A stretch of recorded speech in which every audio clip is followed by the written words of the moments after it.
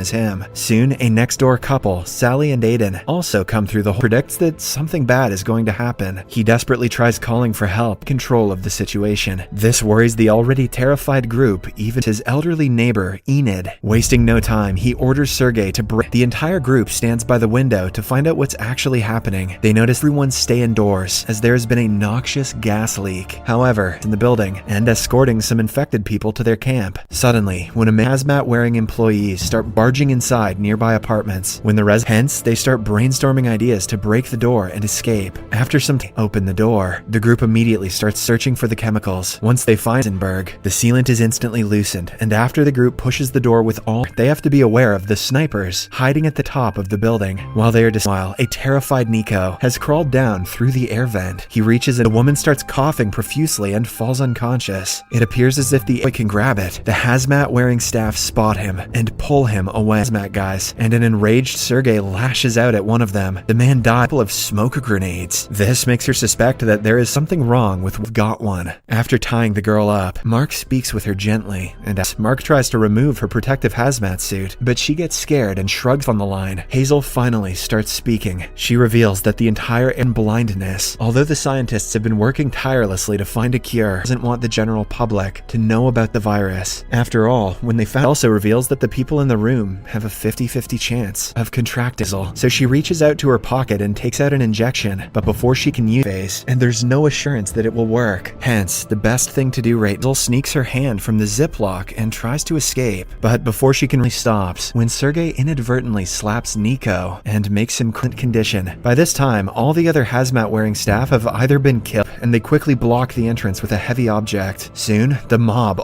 with time running out, Sergei throws the smoke bomb at the angry people and she is unable to. This devastates everyone, especially Aiden, who went anywhere. It turns out that he has already escaped from the apartment, They harass him for vaccines and start beating him up. Just then, the sniper finds an infected patient and shot to death. That was the worst plan of the remaining group to move out of the room as soon as possible. However, Mark does not want Hazel in a precarious situation with nowhere to hide. After some time, poisonous gas around the building. Soon, he finds his group and gas is released everywhere, prompting the group to rush to the roof. On their way, beaten up by the hot-tempered brat, he keeps on beating the man until their way to the rooftop. After a bit of a struggle, Mark finally leads Enid to them or anything. The following morning, Mark wakes up and starts getting ready to escape. Only little Nico left by his side. Mark wants to protect him at all costs. On the way, Mark comes across a lot of dead bodies and becomes distraught. No one is there. Even the contamination camps have been deserted. Suddenly, Mark puts on a hazmat suit and proceeds to get out of the area with Nico, led of the medical staff. He mentions that his wife died because of the virus and that the two is a civilian, but his efforts are futile. These hazmat suits are bought. Nico helps Mark up, and as the two walk away slowly, the assailant reads a call as soon as he gets service. Little Nico, oblivious that his only boy believes it, and continues on his way, while Mark finally succumbs to his elf with other children his age. One of the hazmat-wearing staff approaches him.